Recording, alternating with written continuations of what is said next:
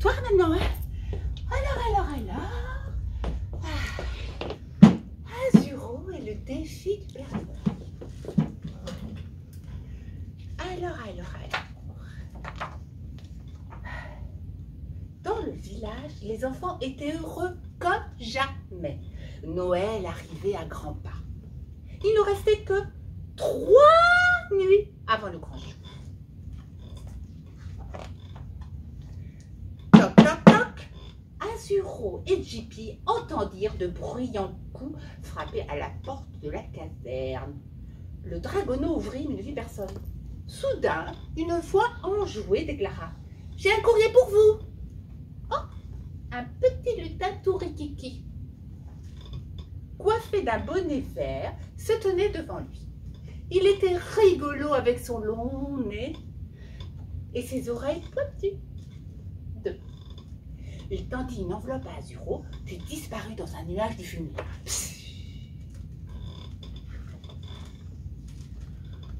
Incroyable! La lettre venait du Père Noël.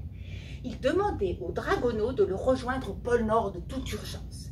Et dans le plus grand secret, Jippy et Azuro s'envolèrent à tire-d'aile.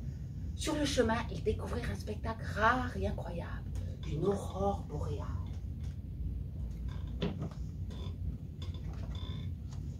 Le Père Noël accueillit à bras ouverts. Après leur avoir offert un délicieux souper, il expliqua: « Mes reines sont malades. Pour distribuer les cadeaux aux enfants, je dois faire appel à un dragonneau. La dernière fois, Crème, un dragon qui crachait de la neige, a fait des miracles. Azuro, tu seras soumis à des épreuves, car je dois savoir qui est le meilleur de vous deux. » Et il disparut derrière une porte en bois. Quelques instants plus tard, il revint accompagné d'un dragonneau rouge et d'une élégante chauve-souris. Voici Vermillon et son ami Alia. Azuro, tes talents de pompier m'ont impressionné. Mais un seul dragonneau m'accompagnera, celui qui gagnera le plus d'épreuves demain. La question ne se pose pas, c'est moi qui vais gagner, exclama Vermillon en gonflant la poitrine. C'est maintenant l'heure de la visite de mon petit chez-moi, s'exclama le Père Noël. Vue de l'extérieur, la maison du Père Noël avait l'aspect d'un simple chalet. Les dragonneaux et leurs compagnons restèrent sans voix lorsqu'ils découvrirent l'atelier de confection des jouets du Père Noël. Maintenant, Luca, mon lutin en chef, va vous conduire dans vos chambres. Je vous souhaite une douce nuit, dit le Père Noël en bâillant. Alors qu'Azuro entrait dans sa chambre, Vermillon lui chuchota à l'oreille: « Tu devrais abandonner. Tu ne feras pas le poids, dragounet. » Le lendemain, les épreuves s'enchaînèrent comme prévu.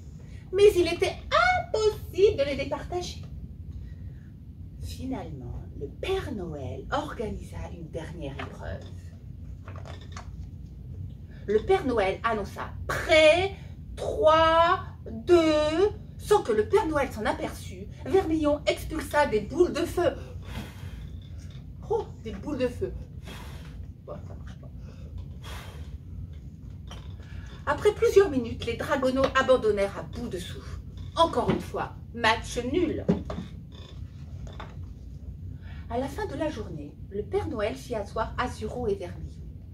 « Mes amis, vous êtes les dignes héritiers de Crème. Hélas, je n'ai besoin que d'un seul dragon. Laissons le hasard décider. Dans mon bonnet, il y a 2 papiers. Le dragonneau qui tirera, celui avec un traîneau, m'accompagnera, dit le Père Noël. Vermillon croisa le regard d'Alia. La chauve-souris l'avait vu tricher. Vermillon hésita. Son envie de gagner valait-elle la peine de décevoir son ami?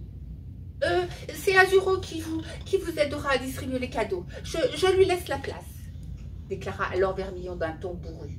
Surpris, le Père Noël félicita le dragonneau pour sa généreuse proposition. Ému, Azuro en resta bouche bée. Il se contenta de sourire à celui qui n'était plus son adversaire, mais son ami. Le jour venu, un épais brouillard s'était levé. Il était impossible pour le Père Noël de voir plus loin que le bout de son nez. Et les longs sommets, tout s'était désemparé jusqu'à ce que Azuro leur souffle une idée. Ah! Le spectacle était magnifique. Vermillon projetait de puissantes flammes, transperçant le brouillard et traçant ainsi la voie à Azuro qui emportait le traîneau dans le ciel.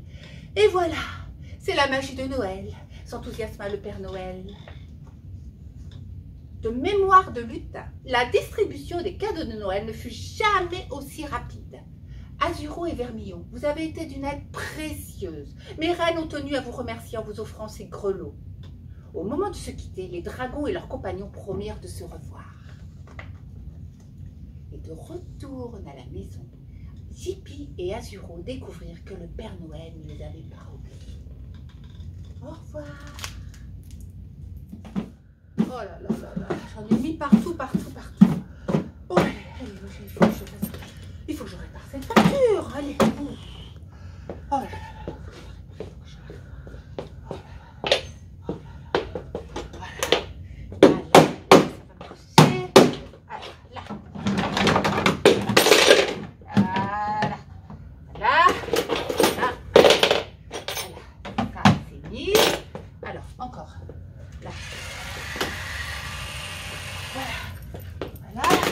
Là, elle devrait démarrer. Pas démarrer. Attends, dernière solution. Allez, là, le moteur. J'essaie.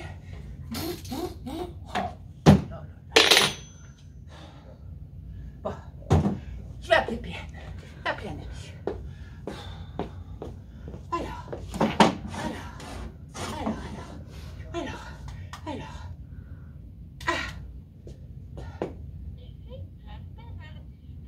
Oui, bonjour, bonjour, bonjour. Je voudrais appeler un ami. PN, s'il vous plaît. Allô? Allô, oui? Oui, est-ce que vous pouvez venir me chercher? Oui, oui, oui, oui, oui. J'ai une distribution à effectuer et ma voiture est en panne. Oui, ma voiture est en panne. Oh là là là là. Je vais l'attendre, je vais l'attendre. Allez. Oh là là là là là, je vais l'attendre.